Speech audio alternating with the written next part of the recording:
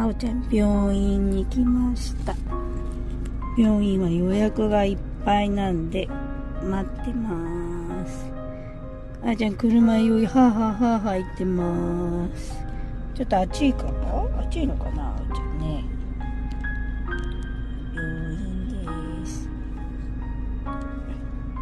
羽あれ、羽どうなった？羽、あ、こっちだね。見づらいね。ちょっと見づらいか。羽、この羽が2枚落ちちゃったんですけどね。羽が2枚落ちて